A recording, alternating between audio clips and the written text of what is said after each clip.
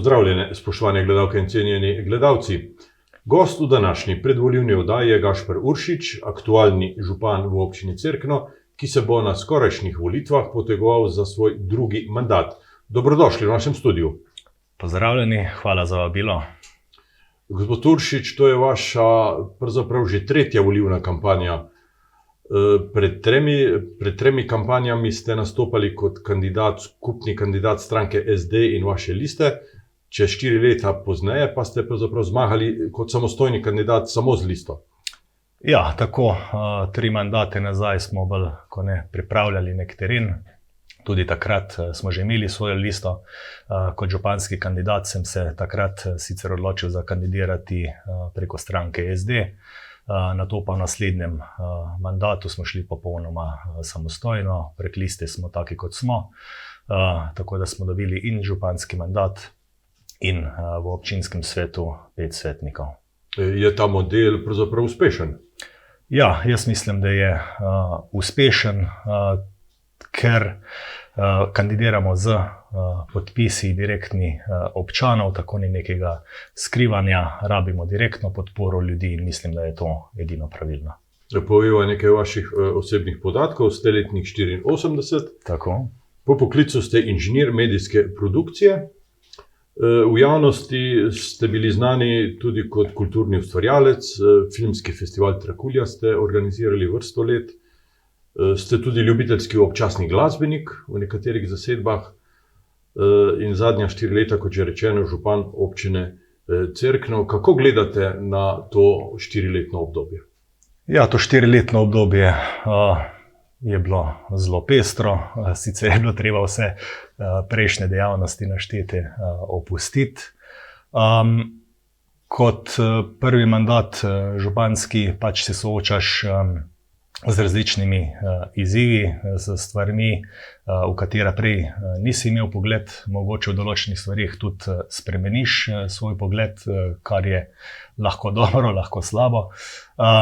Predvsem je bilo težko ta srednja faza mandata z vsemi temi COVID ukrepi, kjer smo imeli tudi občine zelo velike omejitve pri svojem delovanju.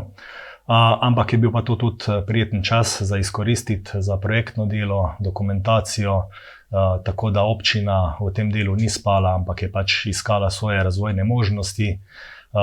Od takrat naprej pač smo, pošteno zagrabili, imeli smo čas za pripravo projektov, projekti za naslednje mandate so tukaj, strategija razvoja za Cerkno je sprejeta do leta 2030 in vsemu temu je pač treba v naslednjih letih slediti. V svoj volilni program ste zapisali, da imate pripravljenih 30 različnih projektov v vrednosti 30 milijonov evrov. To je skoraj neverjetna številka. Ja, ko sem pač prišel na občino, jaz že projektov v roke nisem dobil. V takem stanju sem pač imel srečo, da so mi veliko nasvetov dali sosednji župani. Njihov najbolj koristni nasvet je bil, če nimate dokumentacije, je edino, kar morate narediti za naslednja leta, pridobiti projektno dokumentacijo z gradbenim dovoljenjem, le s tem boste lahko kandidirali za sredstva, pač sredstva je treba najprej pridobiti, nato pa jih počrpati. Tako da občina ima kar nekaj, državnih projektov pridobljenih, tudi preko sklada za odpornost po COVID-u. Imamo kar nekaj projektov rezerviranih, tako da dokumentacijo je treba pripraviti, s tem kandidiraš na razpisih in sredstva lahko pridobiš in počrpaš. Za 9 projektov pa naj bi bila že vložena prošnja za vloga za gradbeno dovoljenje. Za katera? Zdaj vseh vam ne bom našteval. V prejšnjem tednu je prišla pozitivna odločba za gradbeno dovoljenje za objekt Franja. To me zelo veseli, je kar nekaj časa trajalo, tako da se bomo prijavili predvidoma na 2 različna razpisa, kjer imamo možnost pridobiti sredstva.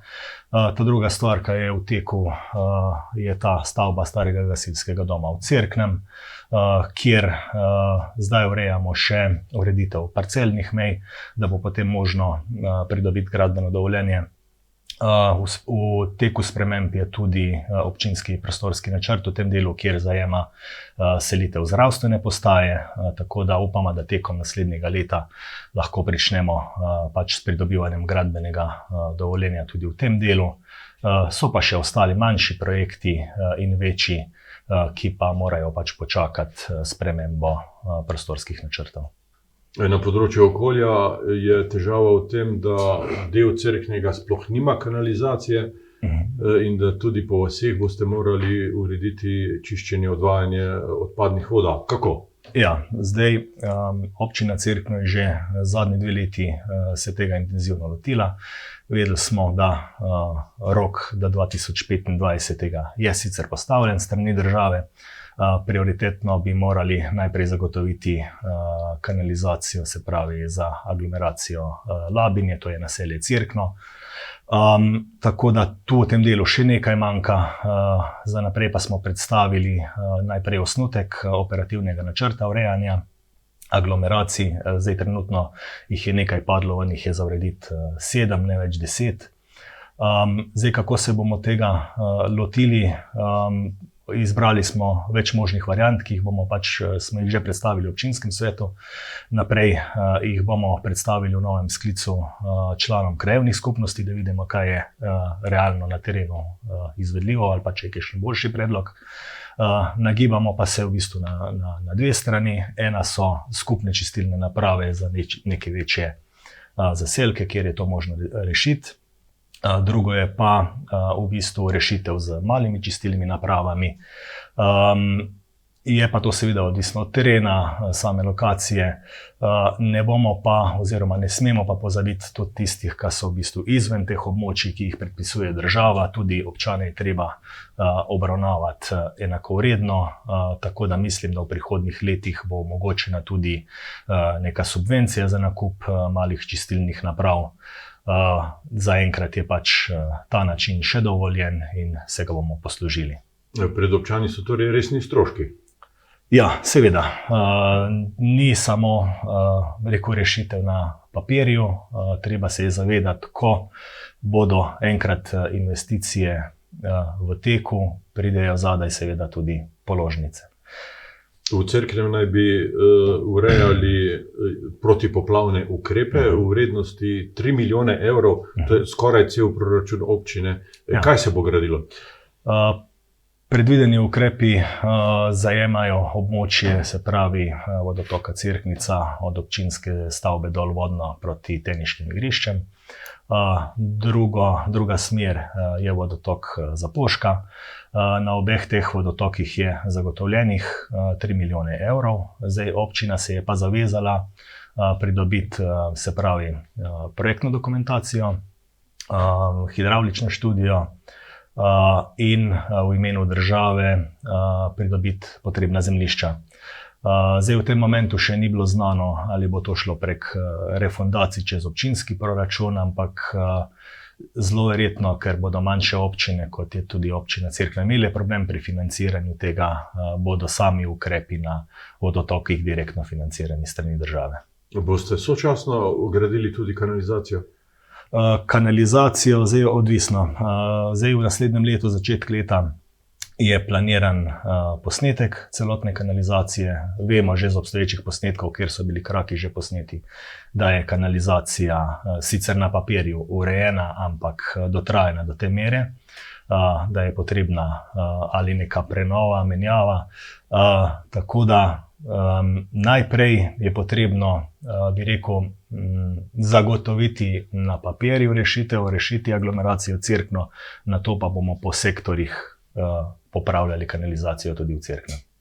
Razmišljali ste tudi o zapiranju mestnega središča za promet, celo o rušenju nekaterih stavb, da bi pridobili javne površine. Kako je s tem projektom? Sama zapora centra je v bistvu v teku. Pridobili smo zemljišče za selitev same avtobusne postaje na to cerkljansko obvoznico.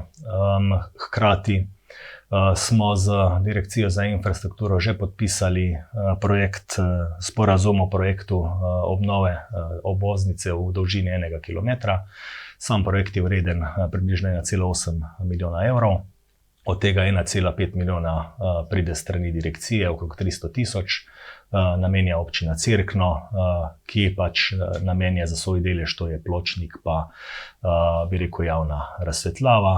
Medtem ko smo neke določene stroške, kot je obstoječi vodovod, ki je tudi dotrajan, pa preložili na investicijo same države. Kdaj bo Cerkno brez avtomobilov? Cerkno bo z avtomobilov takoj, ko prestavimo avtobusno postajo. Poteka tudi v bistvu projekt same umiritve prometa čez celo Cerkno, tako da fazno bo to treba pričeti naslednjo leto.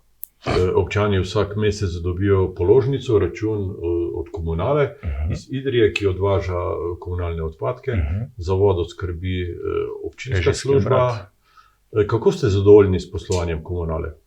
S poslovanjem komunale sem jaz osebno zadovoljen, rezultati se vidijo, se pa tudi vidi, da je pač na terenu zmeraj manj ljudi, ki potrebujejo službe, tako da je pomanjkanje v tem sektorju tudi že problematično, ampak mislim, da komunala dela dobro. Pred 4 leti je bila zelo aktualna problematika vodooskrbe. V kakšnem stanju je ta trenutek? Večino sem zdaj, smo imeli na 5 vodovodih nerešene zadeve, na 4 smo rešili, na rešitev čaka še vodovod Novaki, ampak to so stvari, ki se jih pač ne da rešiti na hitro, čeprav bi jih župan želel rešiti na hitro. Mogoče samo kot informacija, v naslednjih letih oziroma dokaj hitro se že predvideva sprememba zakonodaje na tem delu, kdo lahko upravlja vodovode, tako da bo zelo velika verjetnost, da režijski obrati ne bomo smeli več upravljati z vodovodi, tako da bo verjetno vse to moglo preiti na neke komunale. To pomeni, da bo kompletna občina Cerkno, kar se vodooskrbe tiče, prešla pod komunalo, najbrž Idrija. Ali Idrija, Tolmin, ali kakšna druga opcija. Pač zakon je v pripravi in po informacijah naj bi bil sprejet v roku pol leta, prehodno obdobje pa ne bi bilo 3 leta, če do tega pride. Kako ste poravnali spore z občani? Odvisno. Šli smo pač v mediacijo. Pri nekaterih, recimo primer je vodovod Labine, so celo sami ustanovili vodno zadrugo, prevzeli upravljanje. Pri nekaterih vodovodih smo se dogovorili za neke medsebojne pogodbene odnose in večino teh stvari realizirali. V nekaterih primerih se občani zavzemajo za resnejšo, pogostejšo uporabo UV svetilk, ki so manj obremenjujoče za zdravje ljudi. Kako daleč ste s tem projektom? Ja, mi smo v mojem mandatu smo UV žarnico zmontirali že na vodovodu Bukovo, predvidena pa je še žarnica na vodovodu Trebenče. To podpiramo. Je treba podpirati, je pa treba vedeti, da potem odvisno od kakšno vodo imamo na vhodu, je treba zadeve prilagoditi, tako da lahko na koncu pride tudi, ne vem, do kombinacije lučka, klor, ampak ja, pač voda mora na koncu biti ustrezna. Zdravstveno neoporečna. Tako. Na področju zdravstva je zelo pereča problematika zdravstvene postaje, to poznamo vsi. Sedanji prostori so zastareli in slabo funkcionalni. Že vaši predhodniki so načrtovali selitev v poslopje stare Ete. V 4 letih se zadeva ni bistveno premaknila, ali pač? Ne, zadeva se je premaknila. Je treba pohvaliti tudi bivšega župana in občinski svet, da so zares dober nakup pri tej stavbi opravili. Žal pa stavba stoji v obrtni coni in je bilo to treba skozi prostorski načrt izločiti iz tega dela. Tu se je malo zatikalo in z sosednjimi podjetniki, tudi z Ministrstvom za okolje in prostor, ampak pozitivno mnenje Ministrstva za okolje in prostor smo pridobili, tako da mislim, da v naslednjih mesecih gre prostorski načrt v potrditev na občinski svet, tako da bo selitev zdravstvene postaje sploh realna. Se bo selila tudi lekarna? Predvidena je, lekarna je zainteresirana za odkup dela prostorov, se pravi, seli se zdravstvena postaja z drugimi storitvami.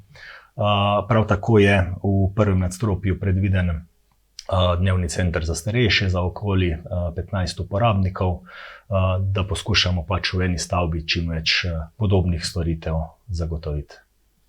Vrtec, že vrsto let se načrtuje gradnja novega oziroma korenita posodobitev, tudi gradbeno dovoljenje je pred 10 leti nov vrtec že imel.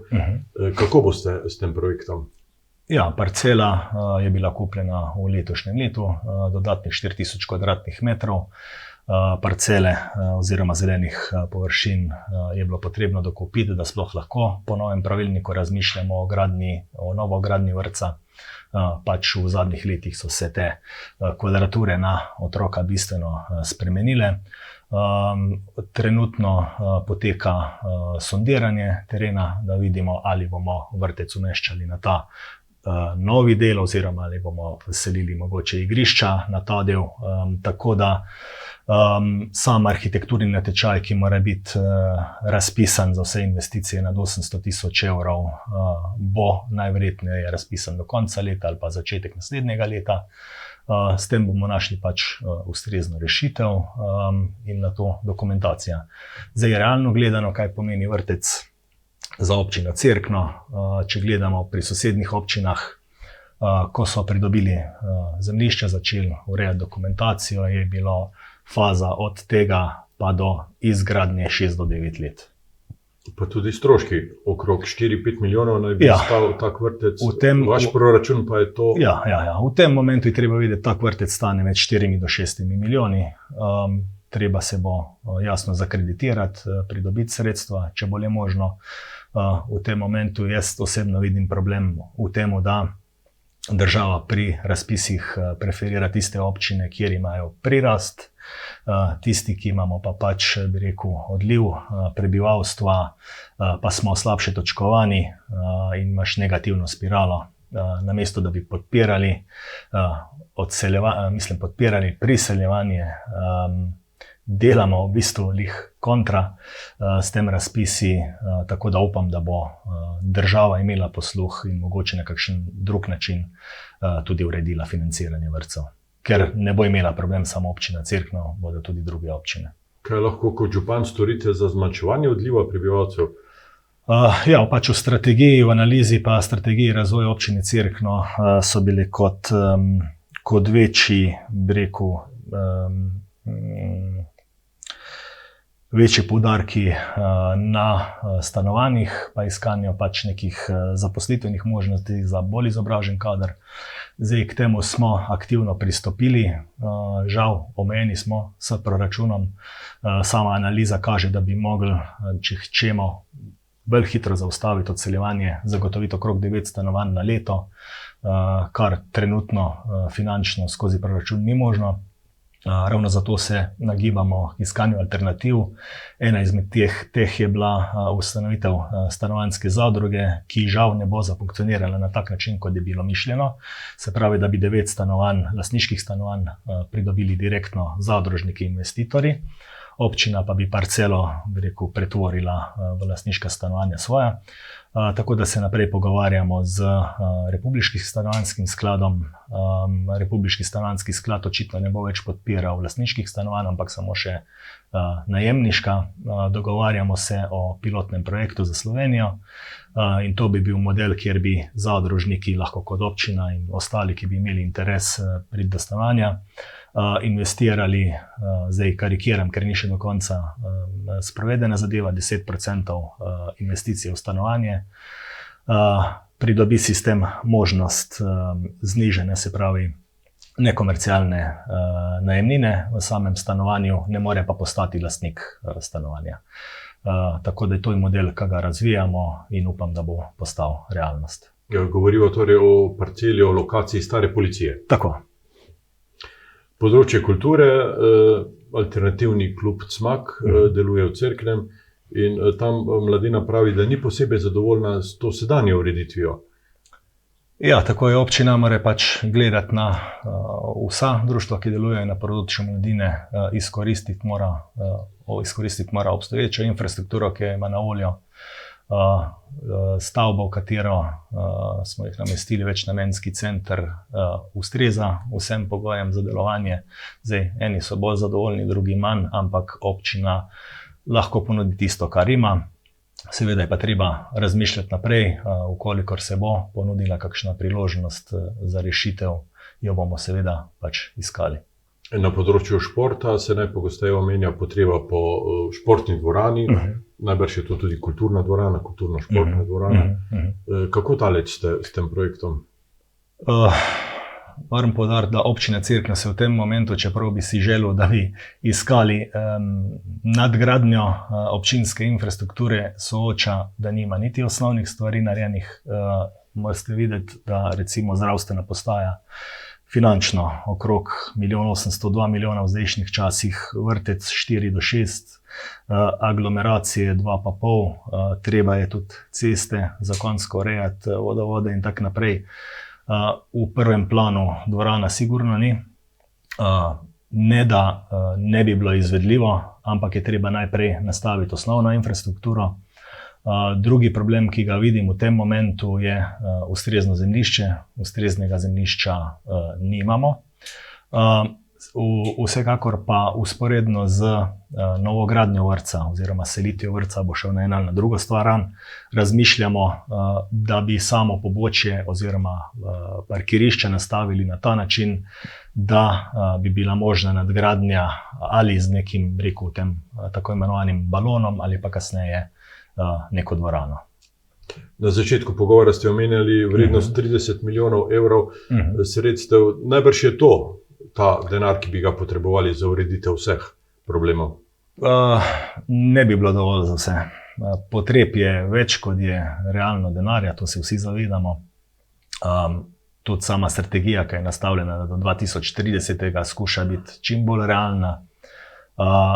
Moramo pa pač najprej pridobiti sredstva, na to pa ta sredstva realizirati.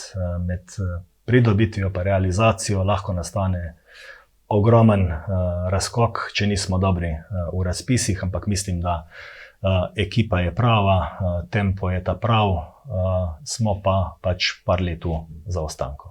Na volitve se podajate skupaj z listo, smo taki, kot smo. Kaj vas pravzaprav povezuje? Povezuje nas želja spremeniti stvari na bolje. Nismo samo mladi, smo tudi srednje stari pa starejši. Vsem je pa skupno to, da si želimo, da bo občinski svet enkrat, mogoče že v tem mandatu, znal preseči razprtije iz preteklosti, kdaj je treba malo čez rame vršiti, bi rekel, preteklost, da lahko gremo v prihodnost. Ma kljub temu mislim, da vsaj v preteklih 4 letih, kljub temu, da lista smo taki, kot smo, pač ni imela večine, smo dobro sodelovali z večino. Samih koalicij nismo sklepali, tudi bi rekel opozicijo, nismo nobenega dajali. Tako da enkrat je treba reči Bobu Bob, delamo vsi za Cerkno, za Cerkljane. Kakšna bo Cerkljanska, kakšno bo Cerkno čez 4 leta, če boste nadaljevali z vašim mandatom? Ja, zdaj predvsem je pač izziv priti do drugega mandata. Glejte, župan realno v 4 letih, če nima predhodno dobro stvari nastavljene, lahko pride do nekih projektov, gradbenih dovoljenj, financiranja, da boš izvedel, nimaš šanse. Tako da jaz si obetam, da bo drugi mandat bolj investicijski napram sedaj. Tudi glede na vsa pridobljena sredstva, podpisane sporazume, kot jih imamo, je temu vse tako nastavljeno in jaz upam, da bodo občani, občanke to razumeli, da se pričenja pač investicijski cikel. Še zmeraj pa govorimo o osnovni infrastrukturi in ne na nekem boljšem, kvalitetnem prebivanju v občini Cerkno. To pa bi bilo pravzaprav osnova za kakovostno življenje in privabljanje mladih in za zaustavitev izseljevanja. Tako. Ja. Gašper Rušič, hvala lepa za obisk v našem studiu, hvala lepa za ta pogovor in vse dobro in uspeh na skorajšnjih volitvah vam želim. Ja, najlepša hvala za povabilo in lep dan vam želim. Vam, spoštovane gledalke in cenjeni gledalci, pa hvala za pozornost in seveda srečno.